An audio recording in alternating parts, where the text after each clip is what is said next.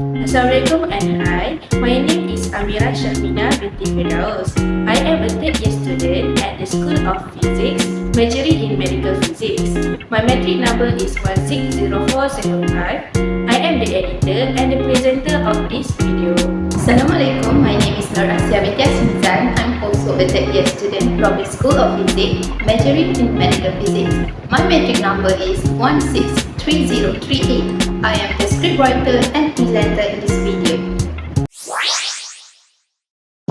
Today, we will be presenting a case involving the radiation effect, which is The case named as Texas radiological assault that happened in 1972. In 1972, a Texas man named Kerry Andrews Crocker subjected his 11-year-old son to repeated radiation exposure as a malicious form of child abuse.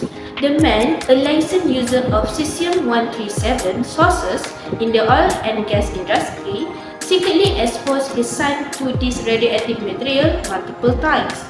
Starting in April, he forced the child to wear headphones with hiding capsule and to sleep on cushions where the capsule were concealed. As the exposure continued, the boy developed several symptoms including painful skin blisters, lesions, rashes, hair loss, and ultimately radiation-induced castration. By October, his health had deteriorated drastically. Unfortunately, the further action were only reported in 1973 when a surgeon recognized the symptoms as radiation-induced.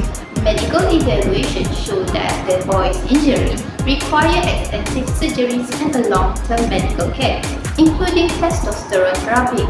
The case went to the court in 1975, leading to the Crocker conviction, though he later attempted to evade justice until the FBI apprehended him in 1980s. This case became a pivotal example of criminal misuse of radioactive material, influencing awareness and safety practice in handling radioactive substances.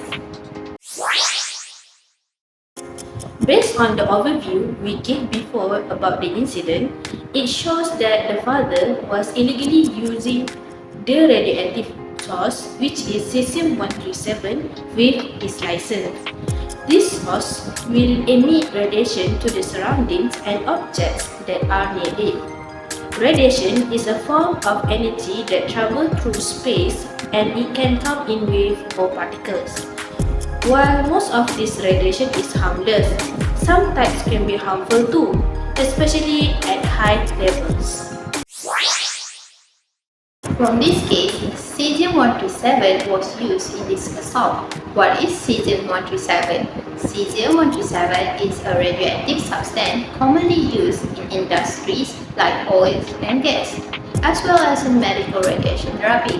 However, it can be dangerous to human health if not handled carefully.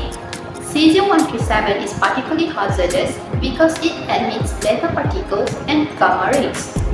Gamma rays, being highly penetrating, can travel through body tissues and even materials, making it possible for cesium-137 to cause harm without direct contact. Due to this, even small container source of cesium-137 must be carefully shielded and monitored to prevent accidental exposure. In the event of external exposure, cesium-137 can cause severe skin burns and damage to the tissue. If cesium-137 enters the body through inhalation or ingestion, it can disperse into a soft tissue, especially muscle, and increase cancer risk by emitting radiation from within. This explains why the boy has skin blister, lice, rashes, and hair loss, although just a small amount in a long term. Now that we know the risks associated with both external and internal exposure to cesium-137, the professionals who work with cesium-137 must follow strict safety protocols. First, we must use shielding containers, which are special containers often made of lead to store cesium-137 sources and limit the escape of gamma rays.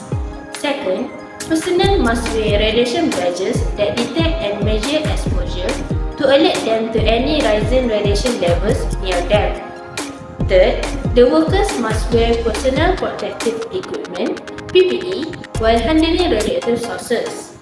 PPE is protective gear such as gloves, masks, and sometimes even need apron, which can help reduce contamination risk, especially when dealing with open sources. The 1972 Texas radiological assault starkly illustrates the dangers of cesium-137 when used irresponsibly or with malicious intent. The lack of regulated access and monitoring in this case resulted in devastating long-term health effects for the victim. As an adult and responsible worker, we need to use our license properly since the radioactive source cannot be used lightly because of the risks that can happen due to their exposure. Therefore, there are a lot of safety protocols that need to be followed to prevent frequent radiation exposure. This is the end of our video about Texas radiological